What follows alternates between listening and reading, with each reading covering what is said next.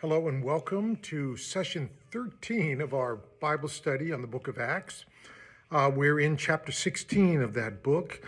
Paul and Silas, his new partner, have taken off kind of retracing the steps that Paul and Barnabas had made on that first missionary journey.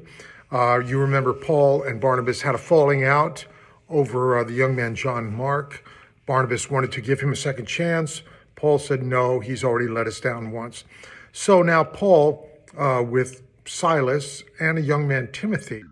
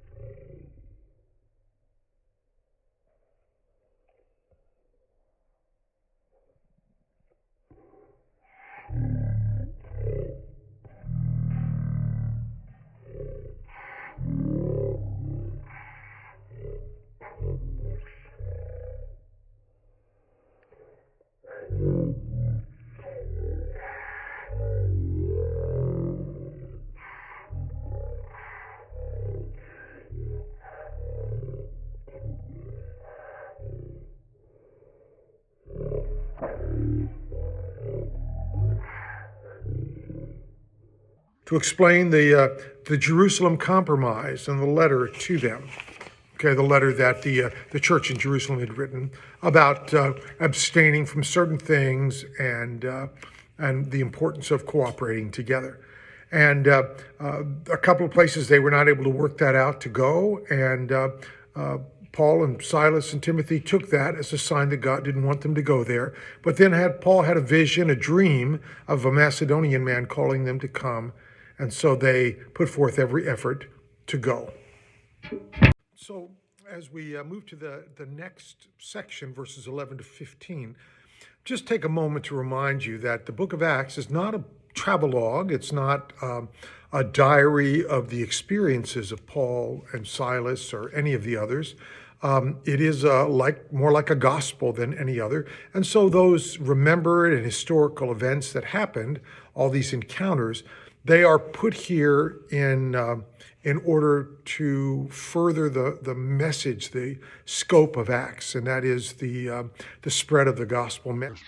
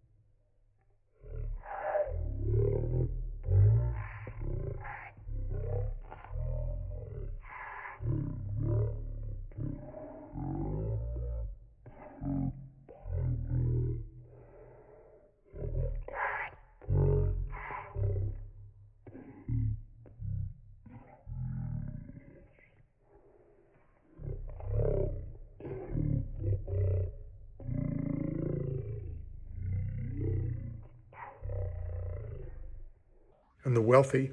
She and her household, after listening to Paul, were baptized as Christians. They hosted Paul and his entourage. Now we hear that Lydia was a believer in God, a worshiper of God. So she was likely one of those God-fearers, a Gentile who was on the outside of the Jewish faith but followed some of those practices. And the fact that Paul found them by the synagogue makes some more sense. Going on, chapter 16, verses 16 to 19. One day, as we were going to the place of prayer, we met a slave girl who had a spirit of divination and brought her owners a great deal of money by fortune telling. While she followed Paul and us, she would cry out, "These men are slaves of the Most High God, who proclaim to you a way of salvation." She kept doing this for many days.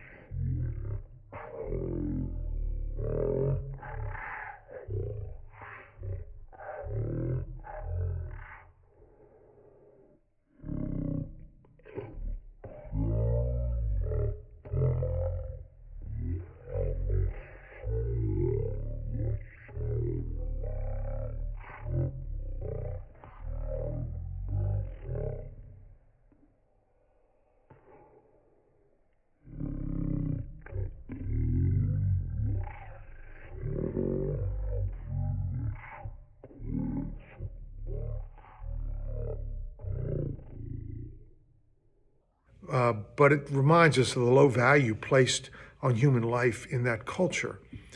Once again, the healing that Paul brought about led to a violent reaction. We saw this some other times already in Acts. It's a recurring theme in Acts that the powers of darkness, represented by the non-Christian world, reacted with anger and violence to the healing power of God's Spirit. Verses 20 through 24. When they had brought them before the magistrates, they said, "These men are disturbing our city. They are Jews and are advocating certain customs that are not lawful for us as Romans to adopt or observe." The crowd joined in attacking them, and the magistrates had them stripped of their clothing, ordered them to be beaten with rods, and after they had given them a severe flogging, they threw them into prison and ordered the jailer to keep them securely.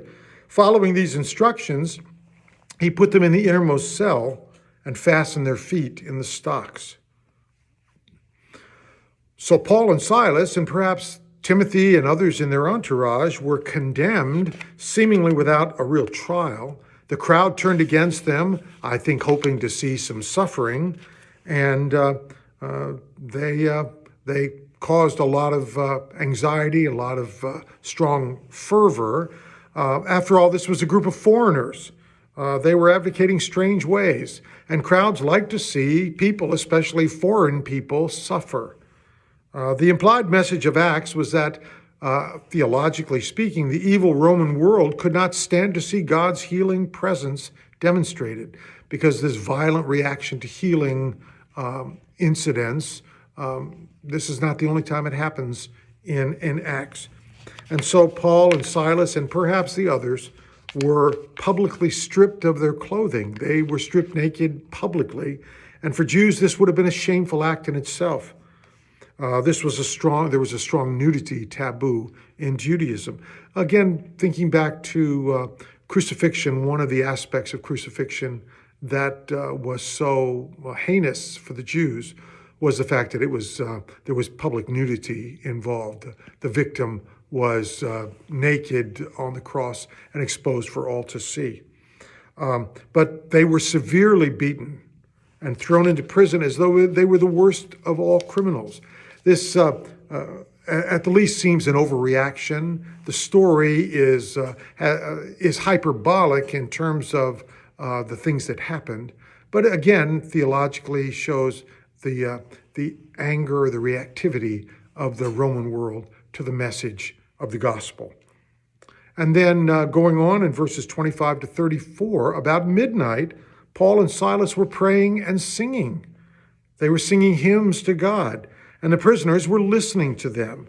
And suddenly there was an earthquake so violent that the foundations of the prison were shaken, and immediately all the doors were opened and everyone's chains were unfastened. When the jailer woke up and saw the prison doors wide open, he drew his sword and was about to kill himself, since he supposed that the prisoners had escaped. But Paul shouted in a loud voice, "Do not harm yourself, for we are all here." And the jailer called for lights, and rushing in, he fell down trembling before Paul and Silas. And then he brought them outside and said, "Sirs, what must I do to be saved?" And they answered, "Believe on the Lord Jesus, and you will be saved, you and your household." They spoke the word of the Lord to him and to all who were in his house. And at the same hour of the night, he took them and washed their wounds. Then he and his entire family were baptized without delay. He brought them up into the house and set food before them. And he and his entire household rejoiced that they had become a believer in God.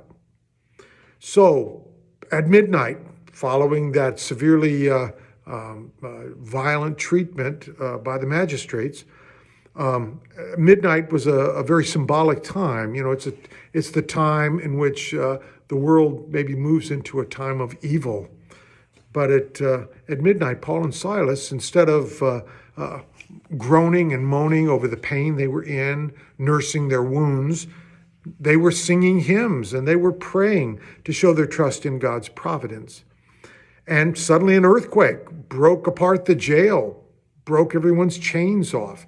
Not a normal earthquake that would loosen people's chains, but again, a cosmic event representing God's presence, God's power, the eschatological inbreaking of the kingdom of God, if you will. That was so present in this moment of suffering. And by not leaving when they had the opportunity, which human nature was said, get out of there as quick as you can. But by not leaving, they were able to prevent the jailer from killing himself. Now, he knew that he would be executed without question if prisoners had escaped. But notice the contrast with that story we read a few chapters ago with Herod, who had the guards executed when Peter was freed from prison. But the jailer took them to his own home. Now, I'm thinking that the home, the jailer's home, must have been above or adjacent to the jail, because the text doesn't say specifically that he took them to his home, but that evidently his home was right there nearby. He tended their wounds. He and his family listened to their message, and they became believers, and he and his family were baptized. And again, we see the message of Acts continues as the word keeps expanding. And now the final section of chapter 16, verses 35 to 40. When morning came, after all this stuff, the magistrates sent the police saying, let these men go. And the jailer reported the message to Paul, saying, the magistrates send word to let you go. Therefore come and go in peace. But Paul replied, they have beaten us in public, uncondemned men who are Roman citizens, and have thrown us into prison, and are they now going to discharge us in secret? Certainly not. Let them come, take us out themselves. And the police reported these words to the magistrates, and they were afraid when they heard that they were Roman citizens. So they came and apologized to them. They took them out and asked them to leave the city. After leaving the prison, they went to Lydia's home. And when they had seen and encouraged the brothers and sisters there, they departed. So, morning comes, and the story gets, I guess, a little clearer, maybe. The magistrates, the same judges who had had a good night's sleep, I'm sure, came back the next morning and said, okay, let's get all this finished up. So, told the police, go to the jail, tell the jailer to release those men. They've had their punishment. They'll know better than to come and stir things up here. We assume maybe this was the same jailer from the night before. We don't know, but there probably was just one jailer. He was there 24/7. But anyway, when the police came and said, the magistrates said that you were free to go, please, and with a little note, please go in peace. Don't cause trouble. Don't stir things up. Just go and consider yourselves lucky at this point. But not Paul. He reminded everyone, they've beaten us publicly. And it's not just the beating, but it was the public nature, the humiliation of all of that. And we were not condemned. There was not a trial. It was just the crowd shouting. And it seems pretty clear now the magistrates did what they did to curry favor with the town. I don't know if being a magistrate was something that was voted on. There wasn't much voting in those days, but they benefited from popular support. They supported the owners of the girl who had come complaining. They did this very violent treatment of Paul and Silas and the others there, and that won them, I'm sure, some political points. But now there's some reciprocity, some price to be paid, and so Paul said, "No, we're not going to go." They're going to have to come here publicly, apologize, take us out themselves, and say we are so sorry, we were wrong, and let them do all that publicly. This story, was repeated in some ways later on with Paul on the verge of being, the beginning of the story in which he wound up going under house arrest to Rome for the end of his life. The Romans there were about to interview him in their style by beating the truth out of him. when he revealed he was a Roman citizen. So it's a similar process. And they stopped because you were not allowed to treat a Roman citizen that way without trial. It didn't mean that with a trial and conviction, being a Roman citizen would keep you from such severe punishment or even death. But you couldn't do that without a trial like you could with those who were non-citizens. And so this was a powerful tool that Paul had, that he used, that he was a Roman citizen by birth. And so those judges, those magistrates did come in person. They were afraid to violate the law that way and have Roman citizens beaten without a trial would have been incredibly dangerous to them. Not only their positions, but could be their own freedom and safety as well. So they apologized to Paul and Silas, and they released them publicly. I'm sure the apology did not compensate for what Paul and Silas had gone through, but it was something that brought great joy and celebration and encouragement in the early young Christian church there. And they encouraged those in the church that met at Lydia's house. Paul and Silas went, talked with them, and they left to go on their way. And next time, we'll continue the story of Acts. Thank you so much. God bless.